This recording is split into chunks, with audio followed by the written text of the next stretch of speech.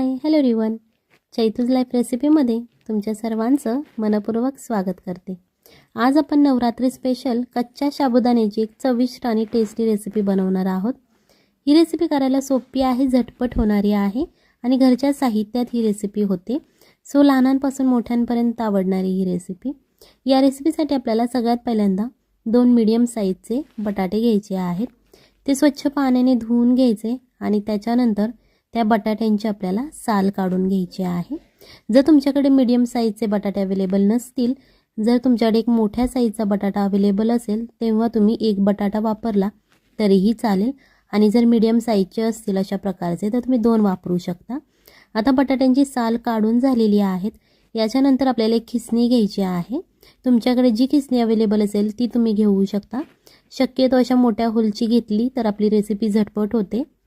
So आता या खिसणीने आपल्याला हे 2 आणि जर तुम्ही चॅनलवर नवीन असाल तर चॅनलला सबस्क्राईब करा, जेणेकरून येणाऱ्या नवनवीन व्हिडिओचे अपडेट तुम्हाला लगेच मिळतील. आणि व्हिडिओला लाईक करा. जर व्हिडिओ आवडत नसेल तर तुम्ही डिसलाईकसुद्धा करू शकता. अशा प्रकारे आता आपले हे बटाटे खिसून झालेले आहेत. हे बटाटे थोडे लालसर पडतात खिसल्यानंतर. याच्यानंतर आपल्याला अर्धा चमचा जिरे घ्यायचे आहेत. जिरे उपवासाला चालतात. त्याच्यानंतर अर्धा चमचा मोहरी घ्यायची आहे. मोहरी तुमच्याकडे उपवासाला चालत नसेल तर तुम्ही स्किप करू शकता. त्याच्यानंतर 1 चमचा आपल्याला पांढरे तीळ घ्यायचे आहेत. 1 चमचा लाल तिखट घ्यायचा आहे. इथे गरम मसाला वापरायचा नाही, फक्त लाल तिखट घ्यायचा आहे. अर्धा चमचा हळद घालायची आहे. ही हळद आपल्या शरीरासाठी खूप चांगली असते. 1 चमचा धना पावडर घालायची आहे आणि अर्धा चमचा रेड चिली फ्लेक्स घालायचे आहेत. हे जे सगळे मसाले आहेत ते मिक्स करून घ्यायचे आहे, जेणेकरून ते छान असे मिक्स होतील आणि तुम्हाला दिसत असेल बघा कलरसुद्धा खूप छान आलेला आहे. याच्यानंतर आपल्याला एक मिक्सरचं भांडं घ्यायचं आहे. त्यामध्ये आपल्याला 1 कप कच्चा साबुदाणा घालायचा आहे. जर तुमच्याकडे बारीक साईजचा साबुदाणा असेल तर तुम्ही 2 कप घेतला तरीही चालेल आणि अशा मोठ्या साईजचा असेल तर तुम्ही 1 कप घेऊ शकता. साबुदाण्याचं प्रमाण कमी जास्त होऊ शकतं, तुमच्या फॅमिली मेंबर्सवर डिपेंड आहे ते. हे छान असं आपण बारीक करून घेतलेलं आहे. इथे आपल्याला या साबुदाण्याचं पूर्ण पीठ करायचं नाही, मीडियम असाच आपल्याला तो बारीक करून घ्यायचा आहे. थोडासा म्हणजेच जाडसर असा राहिला पाहिजे. आता तुम्हाला दिसत असेल बघा, थोडा थोडा रवा आपण हा वाटून घेतलेला आहे. त्याच्यानंतर 2 हिरव्या मिरच्या घालायच्या आहेत. या मिरच्यांचं प्रमाण तुम्ही कमी जास्त करू शकता. जर तुम्ही तुमच्या लहान मुलांसाठी बनवत असाल तर मिरची नाही टाकली किंवा थोडीशी टाकली तरीही चालेल. आणि जर तुम्हाला जास्त तिखट आवडत असेल तर तुम्ही मिरचीचं प्रमाण वाढवलं तरीही चालेल. आता या मिरच्या आपल्या घालून झालेल्या आहेत. याच्यानंतर जो आपण मगाशी बटाटा खिसून घेतला होता तो स्वच्छ पाण्याने धुवून घ्यायचा, कारण बटाटा खिसल्यानंतर लाल पडतो. सो त्याच्यासाठी आपण हा धुवून घ्यायचा, जेणेकरून तो लगेच पांढरा होतो. आता याच मिक्सरच्या भांड्यामध्ये आपल्याला हा बटाटा घालून घ्यायचा आहे. जर तुमच्याकडे मोठं मिक्सरचं भांडं असेल तर तुम्ही ते वापरलं तरीही चालेल. चवीप्रमाणे मीठ घालायचं, अर्धा चमचा तुम्ही घालू शकता. थोडं पाणी घालायचं आहे आणि आता आपल्याला हे परत एकदा मिक्सरमधून बारीक करून घ्यायचं आहे. आता ह्याची छान अशी पेस्ट आपल्याला बनवून घ्यायची आहे. जास्त वेळ लागत नाही, 2 ते 3 मिनिटात हे छान असं बारीक होतं. तुमच्याकडे ग्राइंडर अवेलेबल असेल तुम्ही ग्राइंडरमध्ये केलं तरीही चालेल. आता हे अशा प्रकारचं तुम्हाला दिसत असेल बघा, हे पीठ आपलं तयार झालेलं आहे. ही तुम्ही नवरात्रीसाठी रेसिपी करू शकता, कारण आपल्याला खिचडी खाऊन कंटाळा आलेला असतो. सो अशा प्रकारची तुम्ही रेसिपी ट्राय करू शकता. इथे आपल्याला एक बाउल घ्यायचा आहे आणि आपण जे पीठ बारीक करून घेतलेलं आहे ते या बाउलमध्ये आपल्याला काढून घ्यायचं आहे. बाउल जरा साईजने मोठा घ्यायचा आहे, जेणेकरून हे तुमचं सगळं पीठ या बाउलमध्ये बसलं जाईल. किंवा तुमच्या घरात तुम्ही नाश्त्याला हे बनवू शकता. एखादे पाहुणे येतात घरी, लगेच ही रेसिपी झटपट होणारी आहे. सो तेव्हा तुम्ही अशी रेसिपी बनवू शकता. आता काहीच आपल्याला वाया घालवायचं नाही आहे, म्हणून या आपल्याला मिक्सरच्या भांड्यामध्ये आपल्याला पाणी ओतायचं आहे आणि हे भांडं जराशी आपल्याला विसळून घ्यायचं आहे, जेणेकरून आपली पेस्ट वाया जाणार नाही. आणि या आपल्या पेस्टमध्ये हे पाणी ओतून द्यायचं आहे. छान असं मिक्स करायचं आहे, जेणेकरून जे आपण पाणी घातलेलं आहे ते सगळं मिक्स होईल आणि एक मीडियम अशी आपली पेस्ट तयार होईल. आता याच्यावरती झाकण ठेवायचं आहे आणि आपल्याला 10 मिनिटासाठी असंच झाकून ठेवायचं आहे. इथे छोटूसा पॅन घ्यायचा आहे. यामध्ये 2 चमचे तेल घालायचं आहे. तुम्ही ते बटर किंवा तूप वापरलं तरीही चालेल. आणि आता हे तेल गरम झाल्यानंतर आपण जो मसाले घेतलेले आहेत मिक्स करून ते या तेलामध्ये घालायचे आहेत. गॅस बारीक ठेवायचा आहे, मीडियमसुद्धा ठेवायचा नाही की मसाले करपवायचे नाही आहेत. थोडेसे ते शिजवून घ्यायचे आहे, थोडेसे ते तळले पाहिजेत, एवढंच आपल्याला करायचं आहे. तुम्ही मसाले टाकल्यानंतर गॅस बंद केला तरीही चालेल, कारण तवा गरम असतो, हा पॅन गरम असतो, त्याच्यावरती हे मसाले तुमचे फ्राय होऊ शकतात. अशा प्रकारे आता आपले मसाले फ्राय करून झालेले आहेत. आता 10 मिनिटे झालेली आहेत आणि हे आपण झाकण काढून घ्यायचं आहे बाजूला. आता यामध्ये आपल्याला चमचा घालून बघायचा आहे. तुम्हाला दिसत असेल बघा, साबुदाणाची जी आपण पेस्ट केली होती ती छान अशी फुगलेली आहे आणि याने पाणीसुद्धा शोषून घेतलेलं आहे. आपण जो मसाला तयार केला होता, फ्राय केला होता, म्हणजे जी फोडणी आपण तयार केलेली आहे ती यामध्ये घालून घ्यायची आहे. तुम्ही तुमच्या इच्छेनुसार फोडणीमध्ये मसाले कमी जास्त करू शकता आणि यामधला कोणताही एखादा मसाला किंवा 2 मसाले तुमच्याकडे उपवासाला चालत नसतील तेव्हा तुम्ही ते नाही घातले तरीही चालतील. तुमच्याकडे जे मसाले उपवासाला चालतात ते तुम्ही यामध्ये घालवू शकता आणि हे छान असं आता मिक्स करून घ्यायचं आहे, जेणेकरून आपण जे मसाले घातलेले आहेत ते आपल्या सगळ्या पिठाला लागले जातील आणि छान असा सुगंध येईल आणि टेस्टही खूप छान लागेल. ही रेसिपी नक्की घरी ट्राय करा, आपल्या फॅमिलीला खाऊ घाला आणि मग मला कमेंटमध्ये सांगा कशी झाली होती. जर आपला उपवास नसला तरीही तुम्ही रेसिपी करून खाऊ शकता, कारण इतकी टेस्टी एक नाश्त्याचा पदार्थसुद्धा हा बनतो. सो आता आपलं हे छान असं मिक्स करून झालेलं आहे आणि कलरही खूप छान आलेला आहे, कारण आपण हळद, लाल तिखट घातलेला आहे. सो त्याचा कलर आता या पिठाला आलेला आहे. आता हे झाकून ठेवायचं आहे, जेणेकरून मसाल्याचा जो वास आहे तो बाहेर जाणार नाही. इथे आपल्याला ग्लास घ्यायचा आहे आणि यामध्ये आपल्याला एक पायपिंग बॅग घ्यायची आहे, जी केक करणारे लोक वापरतात क्रीम भरण्यासाठी. ती आपल्याला प्लॅस्टिकची बॅग घ्यायची आहे आणि आपण जो पेस्ट तयार केलेली आहे, जो मसाला आपला तयार झालेला आहे तो या पायपिंग बॅगमध्ये आपल्याला भरून घ्यायचा आहे. जास्त भरू नका, नाही तर तुम्हाला वरच्या बाजूने ते धरता येणार नाही, पूर्ण भरली जाईल. थोडंसं जी आपली पेस्ट आहे ती खालच्या बाजूने दाबून घ्यायची आहे आणि यामध्ये जे बबल्स आहेत ते सुद्धा आपल्याला काढून घ्यायचे आहेत. इथे हा पायपिंग बॅगचा थोडासा पुढचा भाग आपल्याला कापून घ्यायचा आहे आणि तेल गरम झाल्यानंतर आपल्याला यामध्ये असं चकलीसारखं हे सोडून घ्यायचं आहे. तुम्ही तुमच्या इच्छेनुसार कोणताही शेप बनवू शकता. इथे मी तुम्हाला 3 पद्धती सांगणार आहे की तुम्ही अशा प्रकारे पदार्थ कसा बनवू शकता. ही जी पहिली पद्धत आहे, जी चकली तुम्ही तेलामध्ये डायरेक्ट सोडू शकता, ही पहिली पद्धत आहे. आता ही आपल्याला मीडियम आचेवरती फ्राय होऊन द्यायचं आहे. चकली सोडल्यानंतर लगेच तुम्ही ही पलटी करायची नाही, तुम्हाला ती पलटता येणार नाही, कारण ती खालच्या बाजूने जोपर्यंत क्रिस्पी होत नाही तोपर्यंत ती मोकळी होत नाही. जेव्हा ती क्रिस्पी होईल तेव्हा ती आपोआप मोकळी होते. अशा प्रकारे आता हा पहिली पद्धत जी आपली आहे ती तयार झालेली आहे. आता या चकल्या आपण काढून घेणार आहोत. तुम्ही हे टिश्यू पेपरवरती सुद्धा काढू शकता किंवा जे एक्स्ट्रा ऑइल असतं ते टिश्यू पेपरला लागलं जातं आणि एकदम छान अशी रेसिपी आपली तयार होते. ते चकली तुम्ही तुमच्या कढईच्या प्रमाणानुसार सोडायची आहे. जर कढईमध्ये जास्त जागा असेल तर तुम्ही एका वेळेस जास्त चकल्या सोडू शकता. ही झाली पहिली पद्धत. आता याच्यानंतर आपण दुसरी पद्धत बघणार आहोत, जी आहे जी आपण आलं खिसण्यासाठी वापरतो ती ही खिसणी आहे. ती या तेलामध्ये अशा प्रकारे सोडून द्यायची आहे 3 ते 4 मिनिटासाठी, किंवा चमच्याने तुम्ही असं त्याच्यावरती तेलसुद्धा टाकू शकता. इथे एकच हेतू आहे की ही जी खिसणी आहे ती गरम झाली पाहिजे, तापली पाहिजे. सो याच्यासाठी तुम्ही 1 ते 2 मिनिटे या तेलामध्ये ही खिसणी सोडून ठेवायची आहे.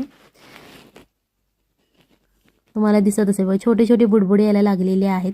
जेव्हा आपली खिसणी गरम होते ती तेलातून बाहेर काढायची आणि याच्यावरती अशा प्रकारे चकलीचा शेप घालून घ्यायचा आहे आणि परत आता ही खिसणी जी आहे ती तेलामध्ये सोडून द्यायची आहे. चमच्याच्या मदतीने याच्यावरती थोडं थोडं तेल सोडायचं आहे, जेणेकरून ते लगेच भाजलं जाईल. इथे सुद्धा काढण्याची घाई करायची नाही आहे. जेव्हा ती क्रिस्पी फ्राय होते त्याच्यानंतर ती आपोआप सुट्टी होते. फक्त इथे एकच गोष्ट लक्षात ठेवायची आहे की खिसणी जास्त तुमची गरम झाली पाहिजे. अशा प्रकारे आता हे आपण फ्राय करून घेणार आहोत. लो टू मीडियम फ्लेमवरती तुम्ही हे फ्राय करून घेऊ शकता. ही दुसरी पद्धत आहे रेसिपी करण्याची. जास्त वेळ लागत नाही, झटपट होणारी ही रेसिपी आहे. चविष्ट रेसिपी आहे. तुम्ही तुमच्या मुलांच्या टिफिनला सुद्धा देऊ शकता, उपवासाला खाऊ शकता. जर उपवास नसेल तेव्हाही तुम्ही खाऊ शकता. इतके टेस्टी ही रेसिपी होते. ही दुसरी पद्धत झाली. याच्यानंतर आपल्याला अशा प्रकारे ज्याप्रमाणे कुरकुऱ्याचा शेप असतो वाकडा तिकडा, त्याप्रमाणे तुम्ही हे सोडू शकता. सो हे झाले 3 प्रकार. तुम्हाला तुमची इच्छा असेल तसं तुम्ही हे बनवू शकता. ही रेसिपी नक्की घरी ट्राय करा, आपल्या फॅमिलीला खाऊ घाला. ही तुम्ही एका चटणीबरोबर खाऊ शकता किंवा असंच चहाबरोबर खाल्लं तरीही चालेल. रेसिपी नक्की घरी ट्राय करा, फॅमिलीला खाऊ घाला. मग मला कमेंटमध्ये सांगा कशी झाली होती. चला तर मग भेटूयात पुढच्या रेसिपीमध्ये. तोपर्यंत बाय बाय, टाटा. हे मी कच्चे शेंगदाणे वापरलेले आहेत, भाजलेले शेंगदाणे नाहीत घेतले. सो अशा प्रकारे या सगळ्या कच्च्या वस्तू आपल्याला भाजून घ्यायच्या आहेत. जास्त वेळ लागत नाही भाजण्यासाठी, 3 ते 4 मिनिटे पुरेसे होतात हे भाजण्यासाठी. आपल्याला हे मीडियम आचेवरती भाजून घ्यायचं आहे. तुम्हाला दिसत असेल बघा, मिरचीसुद्धा छान अशी आपली भाजलेली आहे. जेव्हा या मिरचीला असे डाग पडतात तेव्हा समजून जायचं की मिरची आपली भाजलेली आहे. सो हे आपण 3 ते 4 मिनिटासाठी मीडियम ते हाय फ्लेमवर तुम्ही भाजू शकता. फक्त जास्त करपून देऊ नका. जेव्हा आपले शेंगदाणे थोडेसे ब्राऊन होतील तेव्हा आपल्याला गॅस बंद करायचा आहे. आता अशा प्रकारे मिरच्यांना डागसुद्धा पडलेले आहेत आणि शेंगदाणेसुद्धा भाजलेले आहेत. त्याच्यानंतर हे थोडंसं थंड करून घ्यायचं आहे. रूम टेम्परेचरला आपल्याला थंड करायचं आहे. त्याच्यानंतर यामधल्या आपण ज्या मिरच्या भाजून घेतलेल्या आहेत त्या आपल्याला एका बाउलमध्ये काढून घ्यायच्या आहेत.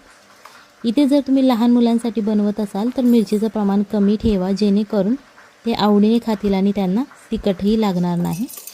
इथे आपल्याला एक मिक्सरचं भांडं घ्यायचं आहे आणि जे आपण शेंगदाणे आणि साबुदाणा भाजून घेतला होता, थंड करून घेतला, त्याच्यानंतर आता हे आपल्याला मिक्सरच्या भांड्यामध्ये घालायचं आहे.